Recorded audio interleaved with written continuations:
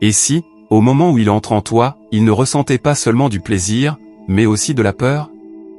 Et si cette apparente confiance n'était en réalité qu'un masque, dissimulant une tempête de doute, de désir, et une soif profonde d'être vraiment vu?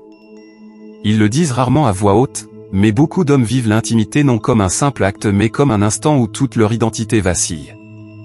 Où la fierté rencontre la panique. Où le besoin d'être suffisant entre en conflit avec la peur d'être trop. Carl Jung a dit un jour, tant que vous n'aurez pas rendu l'inconscient conscient, il dirigera votre vie et vous l'appellerez destin. Et nulle part cela n'est plus vrai que dans ces secondes brutes et silencieuses de l'union physique quand le masque d'un homme rencontre son ombre, et que les archétypes en lui s'éveillent. Dans cette vidéo, nous allons explorer 5 couches émotionnelles cachées que les hommes ne révèlent presque jamais ni à leurs amis, ni à leurs partenaires, souvent même pas à eux-mêmes. De l'élan de fierté à l'effondrement dans la peur, du besoin de validation à l'empreinte profonde que tu laisses en lui, nous allons dévoiler ce qui se passe vraiment en lui. Ce n'est pas une question de technique ou de rôle. C'est une question de vérité émotionnelle. Et une fois que tu la comprends, tu n'as plus besoin de deviner. Parce qu'au moment où tu le vois vraiment, tout change. Au moment exact où un homme entre dans une femme, quelque chose de primal s'éveille mais aussi quelque chose de terrifiant. C'est une collision. Une poussée de puissance et une exposition soudaine. D'un côté, il se sent fier. Choisi. Désiré. À cet instant, sa masculinité est confirmée. Quelque chose d'ancien en lui, l'archétype du guerrier ou du roi, s'élève avec fierté. Tu peux le ressentir dans sa prise, dans son souffle, dans ses yeux, elle m'a voulu. Je suis suffisant. Mais juste en dessous, une ombre bouge. Ce même instant le rend fragile. Car maintenant, il n'est pas seulement le donneur, il est vu. Et en étant vu, il craint d'être jugé. Rejeté. Il ne le dira peut-être pas, mais son corps le dira. Il peut hésiter. Te serrer plus fort. Ou devenir soudainement silencieux. La question silencieuse devient, ai-je été à la hauteur? Suis-je assez? Ce n'est pas de la faiblesse. C'est de l'humanité. Jung appelait cela le choc entre la persona, le masque de confiance et l'ombre, la partie cachée qui porte le doute et la honte. Dans l'intimité, ces deux forces se rencontrent comme des vagues. Et quand elles le font, cela crée une tempête intérieure. Tu peux remarquer qu'il semble très sûr de lui, puis se retire soudainement. Tu ne l'imagines pas. C'est l'archétype de l'amant qui s'élève avec fierté. Mais aussi l'enfant, en quête de réconfort. Et le guerrier, qui lutte pour garder le contrôle alors qu'au fond, il doute. Certains hommes cachent cela par de la bravade, des mots forts, de l'ego, de la domination. D'autres s'adoucissent. Certains deviennent silencieux. D'autres s'agrippent. Quoi qu'il en soit, ce n'est pas seulement du sexe. C'est de l'identité. C'est la question, suis-je libre d'être vu entièrement ici? Et toi? Voir cela change tout. Si tu le pousses à rester fort ou ignores son silence, il peut se refermer. Mais si tu lui offres ta présence, pas des réponses, juste ta présence, tu crées de la sécurité. Ce genre de sécurité où force et peur peuvent coexister dans le même souffle. Jung disait, ce à quoi nous résistons, persiste. Si un homme résiste à sa vulnérabilité, elle reviendra sous forme de colère, de reproche ou de distance. Mais s'il peut être à la fois fort et vulnérable, l'intimité se transforme. Et toi? Tu cesses de chercher des signes. Tu commences à voir la vérité. Et dans cet espace, naît une connexion réelle. La validation. La plupart des hommes ne la demandent pas. Mais ils la recherchent désespérément, surtout dans le silence qui suit l'intimité. Pour beaucoup d'hommes, pénétrer une femme n'est pas simplement un acte physique. C'est une preuve inconsciente qu'ils sont suffisants. Qu'ils sont désirés. Choisis. Que leur masculinité a de la valeur, dans un monde qui les rend souvent incertains. À cet instant, ton corps devient un miroir. Pas seulement du plaisir, mais de leur valeur. Il écoute pas avec les oreilles, mais avec la peau et l'âme. Il observe ta respiration. Il ressent ta tension ou ton abandon. Il cherche des signes, a-t-elle aimé? Ai-je été à la hauteur? L'ai-je touché, ou ai-je échoué en silence? Cette fin de validation ne vient pas de l'arrogance. Elle vient de l'ombre, cette voix intérieure qui murmure « Tu n'es pas assez ». Jung la décrivait comme la division entre le héros qui cherche la victoire et l'amant fragile qui redoute l'échec. Si tes yeux se ferment avec tendresse, il se sent vu. Mais si tu sembles froide ou distraite, il peut se refermer dans le silence, dans l'éloignement, ou dans la surcompensation. Tu l'as probablement déjà ressenti, à quel point il réagit profondément à ta présence après l'acte. Ce n'est pas seulement une question d'ego. C'est une question d'identité. Mais voici le piège, si un homme dépend uniquement de ta réaction pour se sentir digne, il devient prisonnier de la performance. Il peut courir de partenaire en partenaire, non pas pour se connecter mais pour confirmer sans cesse sa valeur. Et chaque fois qu'il ne se sent pas assez, l'ombre devient plus bruyante. Cela crée un cercle de souffrance silencieuse. Il devient obsédé par tes réactions, non parce qu'il est superficiel, mais parce qu'il a peur. Peur que, s'il ne t'a pas ému, il n'est peut-être pas un homme. Il a peut-être échoué là où il voulait être fort. Et toi? Tu le ressens peut-être mais ce n'est pas à toi de le réparer. Tu n'es pas responsable de ses insécurités. Mais en comprenant la dynamique, tu gagnes en clarté. Tu cesses de prendre sa distance ou son obsession personnellement. La vérité, c'est que lorsque l'intimité devient une preuve à valider, vous perdez tous les deux le moment présent. Mais lorsqu'elle devient un espace de vérité, il arrête de courir et commence à se connecter. Car la vraie validation ne crie pas. Elle respire.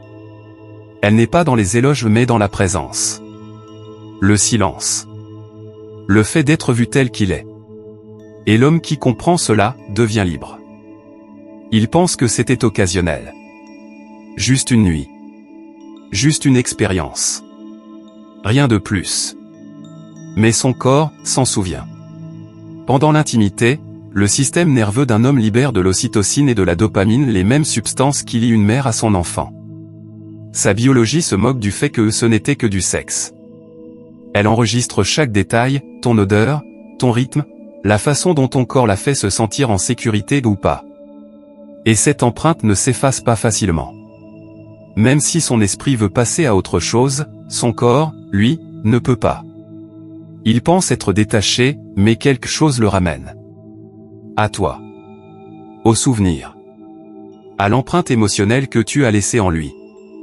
Il peut la rejouer en silence, la chaleur de ta peau, ton regard, la sécurité qu'il a ressentie. Même s'il ne dit rien, son système nerveux a tout enregistré. Jung allait encore plus loin. Il voyait l'intimité non seulement comme biologique mais mythique. Une union symbolique des opposés, masculin et féminin, conscient et inconscient. Dans ces instants, un homme ne touche pas seulement ton corps, il rencontre son anima, sa part féminine intérieure. C'est pourquoi il revient parfois, même quand la logique dit le contraire. Pas par stratégie. Pas par obsession. Mais parce que tu as réveillé quelque chose dans son inconscient. Tu n'as pas seulement éveillé son désir. Tu lui as reflété quelque chose dont il ignorait le besoin. C'est ce qui rend certains liens inexplicables. Pourquoi il disparaît, puis revient? Pourquoi il semble distant, mais reste attaché à toi? Il ne calcule pas. Il réagit à quelque chose qu'il ne comprend pas pleinement. Et cela peut prendre deux chemins. S'il te perçoit comme un espace sûr, il peut commencer à guérir. Mais s'il confond cette intensité avec la possession, il peut s'accrocher, te contrôler ou tout gâcher. Tu n'es pas responsable de sa réaction inconsciente. Mais en comprenant cela, tu peux reculer avec compassion, sans confusion. Tu peux distinguer la vraie connexion de la projection non résolue. Car dans l'intimité, les murs tombent. Et ce qui entre n'est pas seulement un homme, mais son histoire, son manque, son ombre. Tu deviens un miroir pas seulement pour son désir, mais pour sa quête intérieure. Et s'il n'est pas prêt, il fuira. Mais s'il l'est, quelque chose de sacré peut commencer. Il ne s'attendait pas à ressentir quelque chose. Il s'était dit que ce serait simple, sans attache, sans sentiment. Mais au moment où tu l'as touché, quelque chose a changé. Peut-être était-ce la chaleur dans tes yeux. Ou la façon dont ton corps a accueilli sa présence. Peut-être simplement le fait d'être vu pas pour ce qu'il fait, mais pour ce qu'il est. Et soudain, il pense, et si elle m'oubliait? Et si je n'étais rien pour elle, alors qu'elle est tout pour moi? Et la peur surgit. Carl Jung croyait que l'inconscient n'est jamais discret. Il fait remonter à la surface tout ce que nous réprimons, surtout à travers l'intimité. C'est pourquoi, pour beaucoup d'hommes, l'amour n'arrive pas doucement. Il brise les défenses. Il peut résister. Il peut nier. Mais au fond, il est bouleversé. Car maintenant il est partagé, une partie veut fuir, protéger son ego, remettre son masque. L'autre veut rester, être vu, tenu, aimé sans armure. Voici le paradoxe, le même homme qui dit « je ne veux rien de sérieux » est souvent celui qui a le plus peur d'être vraiment oublié. Ce n'est pas de la manipulation. C'est une collision. Entre son ombre et son cœur. Entre sa peur d'être exposé, et son désir profond de compter. Tu peux te sentir perdu, pourquoi s'éloigne-t-il après s'être ouvert? Pourquoi est-il froid après avoir été si proche? Tu ne l'inventes pas. Il tente d'échapper à une émotion trop intense. Une émotion imprévue qui a ouvert quelque chose en lui qu'il ne voulait pas affronter. Mais ce qui compte, c'est sa réponse. Certains hommes fuient et ne reviennent jamais. Ils protègent leur fierté à tout prix. D'autres affrontent le malaise, et restent malgré tout. Et c'est là que commence l'amour. Car l'amour vrai n'est pas l'absence de peur. C'est choisir la connexion malgré la peur. Jung appelait cela l'individuation, devenir entier en intégrant l'ombre et le soi. Et l'intimité est l'un des miroirs les plus puissants pour ce processus. Quand un homme accepte que l'amour et la peur marchent ensemble, il évolue. Il devient non seulement un homme de désir, mais un homme de dévouement. Et toi? Comprendre cela adoucit la douleur.